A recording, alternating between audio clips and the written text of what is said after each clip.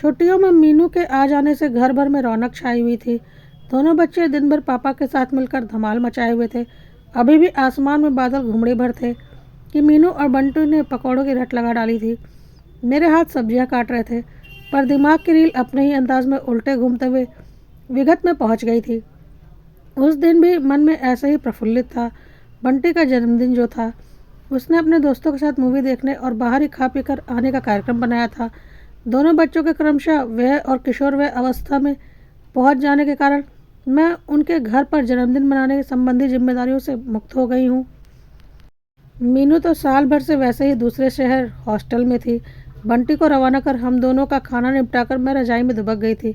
खबरों के जबरदस्त शौकीन मेरे पतिदेव मनोज दिल्ली में बन रही सरकार के मंत्रिमंडल को देखने टीवी के सामने डटे हुए थे। रजाई की गर्माहट से आंखें उनींदी होना आरंभ ही हुई थी कि कॉल बेल बजी। पतिदेव अपनी जगह से हिलने की कोई उम्मीद नहीं थी, इसलिए मैंने ही जबरन चप्पल घसीटते हुए दरवाज़ा खोलने जा पहुंची। बंटी और उसके दोस्तों को इतनी जल्दी, वो भी घर आया देखकर मैं हैरान हो गई थी। मूवी अच्छी नहीं लगी माँ, इसलिए हम लोग बीच में ही उठकर आ गए। थोड़ी देर बाहर धूप में क्रिकेट खेल रहे हैं, फिर खाने के टाइम चले जाएंगे। मैं अनमनी से कमरे में लौट आई थी। मनोज के पूछने पर उन्हें सारा मामला बता दिया था।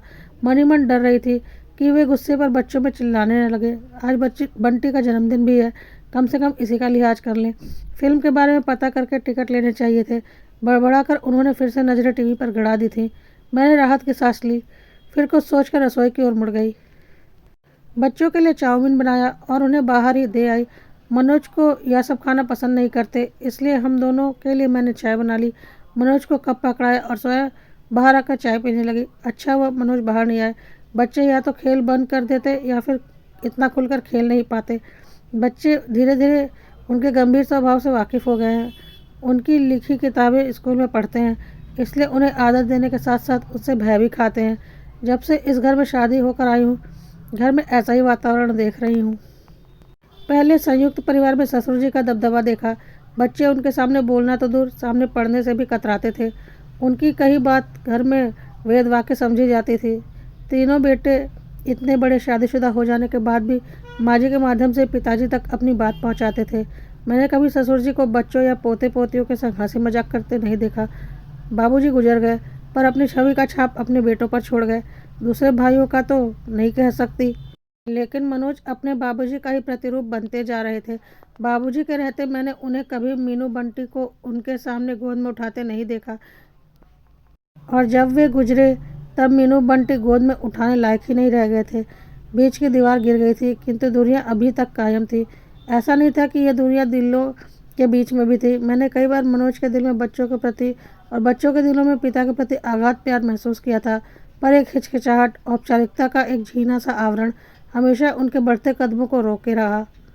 कई बार मेरा मन होता एक झपट्टा मारकर इस झीने पर्दे को तार तार कर डालूं, पर डर लगता ऐसा करने से कहीं ये बढ़ते कदम ठिठक कर दिशा ही ना बदल लें, संवेदनाएं खुलकर बाहर आने के बजाय अंदर ही दम ना तोड़ दें।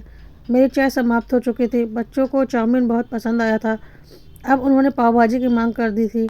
मैंने ढेर सारी सब्जियां काटने के लिए मनोज के पास आकर बैठ गई थी। बच्चे खेलने में रम गए हैं, वापस नहीं जाना चाहते। कह रहे हैं यही पाव भाजी बना दो। पति और बच्चों की मांग पर कुछ बनाना मेरा हमेशा का प्रिय शगल रहा है। एक ही अफसोस है, पहले से पता होता तो कुछ और तैयारी करके रखती। गाजर का हलवा भी बना लेती। आजकल के बच्चे हलवा वगैरह कहाँ पसंद करते हैं। मनोज कुछ सोचते हुए उठ खड़े हुए थे और तैयार होने लगे थे। मैंने हैरानी से पूछा था, क्या हुआ? आप जब घर पर ही पार्टी है तो केक तो ले ही आता हूँ, पर न्यूज़ विभागों का बंटवारा तो शुरू होने ही वाला है। मुझे कौन सा विभाग मिल रहा है? फिर ये खबरें तो दिन में 10 बार आती हैं, पर बंटी का जन्मदिन तो साल में एक बार ही आता है ना। मनोज निकले ही थे कि बंटी दौड़ता हुआ अंदर आया। मामा पापा कहाँ चले गए? उनकी नज़रें टीवी पर थी। तुम्हारे लिए केक लेने। पर अभी तो उनके न्यूज़ ज़रूर आपने भेजा होगा। नहीं, मैंने नहीं भेजा। मैंने मनोज के शब्द जो के तो दोहरा दिए। हाँ, इस दोहराव में अनायास ही गर्व का पुट आ गया था। पाव भाजी लगभग तैयार हो चुकी थी कि सामान से लदे फदे मनोज आ पहुंचे। बच्चे खेलना छोड़कर गाड़ी से एक एक पैकेट लेकर अंदर आने लगे। बड़ा सा chocolate cake, Swiss roll, wafers, Coke, chocolates. Table पर खाने पीने की चीज़ों का ढेर लग गया था। आप तो सिर्फ केक लेने गए थे, इतना सब क्या ले आए? मैं खुशी से अभिभूत थी। और ये चॉकलेट्स? बच्चों को रिटर्न गिफ्ट नहीं दोगी? पार्टी का रंग जम गया था, सबने छक्कर खाया। तुम लोगों ने म्यूजिक चलाकर डांस तो किया ही नहीं, लग ही नहीं रहा कि जवानों की पार्टी चल रही है, मनोज बोले तो मुझ सहित सब चौंक कर उन्हें देखने लगे। अंकल लेट हो जाएंगे, घर वापस भी जाना है। चिंता मत करो, मैं छोड़ दूंगा सबको। मनोज फिर कमरे में जाकर टीवी के सामने जम गए। मैंने प्यार से उनकी प्लेट बनाई और कमरे में ही दे आई। बंटी के चेहरे से खुशी और उत्साह छलक पड़ा था और मनोज मुझे बेहद शांत और संतुष्ट नजर आ रहे थे। बिस्तर पर लेटते ही मुझे नींद आ गिरा था। कह नहीं सकती दिन भर की थकान का असर था या बरसों बाद मिला सुकून। मुझे खूब गहरी नींद आ गई थी। रात अचानक आँख खोली तो मैं पानी पीने उठी। बंटी के कमरे से धीरे धीरे बतियाने की आवाज़ आ रही थी। मैं कान लगाकर सुनने लगी। नहीं दीदी, सिर्फ बर्थडे थी, इसलिए नहीं। हम हमेशा से ही पापा को गलत समझते रहे, उन्हें हिटलर कहते रहे, पर मैंने हमेशा महसूस करता था कि वे दिल ही दिल में हमसे बहुत जुड़ाव महसूस करते हैं। पता नहीं ऊपर से ही क्यों इतना कठोर और दूर दूर बने रहते हैं। विशेषता आपके हॉस्टल चले जाने के बाद तो मैंने उन्हें कई बार कमज़ोर पड़ते देखा है। वे बहाने से आपके कमरे में जाते, आपकी चीज़ों को छूते और फिर विकल होकर झटके से बाहर निकल आते हैं। मैं आगे नहीं सुन सकी। आंसुओं का सैलाब बाहर उमड़ने को व्याकुल हो उठा था। मैं दबे पाँव आकर रजाई में घुस गई। रोकते रोकते भी एक सिसकी निकल ही गई थी। बच्चों को फ़ोन पर बात करते सुनकर आ रही हो? मनोज का ठंडा स्वर गूंजा तो मैं बुरी तरह चौंक उठी। आप जाग रहे हैं? मैंने दोनों को पहले भी फ़ोन पर इस तरह की बातें करते सुना है। क्या करूं, जानता हूं गलत था। घर में जैसा देखा वैसा ही करने लगा। बहुत तकलीफ़ों के दिन देखे हैं। सुना था ज़िंदगी इम्तिहान लेती है, लेकिन यहाँ तो इम्तिहानों ने पूरी ज़िंदगी ले ली। पर इधर मीनू के चले जाने के बाद मन अंदर से बहुत टूट गया है। कल को बंटी भी दूर पढ़ने चला जाएगा। हम मीनू की तरह उसे भी देखने तक को तरस जाएंगे। समय ऐसी गाड़ी है जिसमें ना ब्रेक होता है ना रिवर्स गियर। इसलिए सोचता हूँ जब तक पास में है जी भर के दुलार लूँ, ताकि फिर दिल में वैसी कसक ना रह जाए जैसी मीनू को लेकर बार बार उठती है। ज़िंदगी में हारना तब अच्छा लगता है जब लड़ाई अपनों से हो, और जीतना तब अच्छा लगता है जब लड़ाई अपने आप से हो। मैं समझ गया हूँ कि पानी को कसकर पकड़ूंगा तो वह हाथ से छूट जाएगा, और बहने दूंगा तो वह अपना रास्ता खुद बना लेगा। मैं अंदर तक भीग गई थी। बहुत अंदर तक तबाही मचाता है वो आंसू जो आँख से बह नहीं पाता है। मीनू इतनी दूर भी नहीं गई है। हर छुट्टियों में आती तो है हमारे पास। जब जागो तभी सवेरा। वैसे भी हमारे बच्चे बहुत समझदार हैं, बिना जताए भी आपके प्यार और केयर को समझते हैं। पर इस परिवर्तन से मैं बहुत खुश हूँ। ज़िंदगी में जितना एंजॉय का ग्राफ बढ़ाओगे, एंजियोग्राफी से उतने ही दूर रहोगे। हमारी आंखें इसलिए तो सामने की ओर होती हैं क्योंकि ज़िंदगी में पीछे मुड़कर देखने से ज़्यादा महत्वपूर्ण आगे देखना है। लोहा नरम होकर औजार बन जाता है, सोना नरम होकर जेवर बन जाता है, मिट्टी नरम होकर खेत बन जाती है, और आटा नरम होकर रोटी बन जाता है। इंसान भी नरम हो जाए तो लोगों के दिलों में अपनी जगह बना लेता है। मैं भविष्य को लेकर बेहद आशान्वित हो उठी थी। मुझे निराश नहीं होना पड़ा। मनोज का जन्मदिन आया।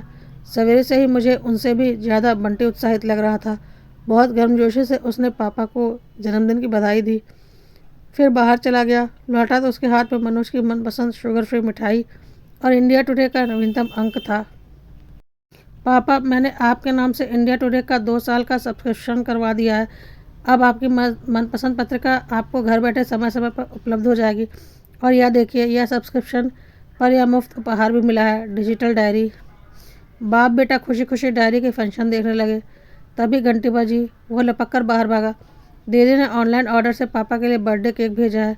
माँ, आप इधर पापा के पास आ जाइए, थोड़ी फ़ोटोज़ ले लूँ, दीदी को भेजने हैं। इससे अच्छे जन्मदिन की कल्पना तो मैं नहीं कर सकती थी। माँ, पकौड़े बन गए क्या? मीनू की पुकार सुनाई दी तो मेरी तंद्रा लौटी। आज तो माँ के पकौड़े बीरबल की खिचड़ी हो गए हैं। यह बंटी का स्वर था। ओह, कढ़ाई में पकौड़े तो एकदम करारे हो चुके हैं। बच्चे नहीं चिल्लाते तो जल ही जाते।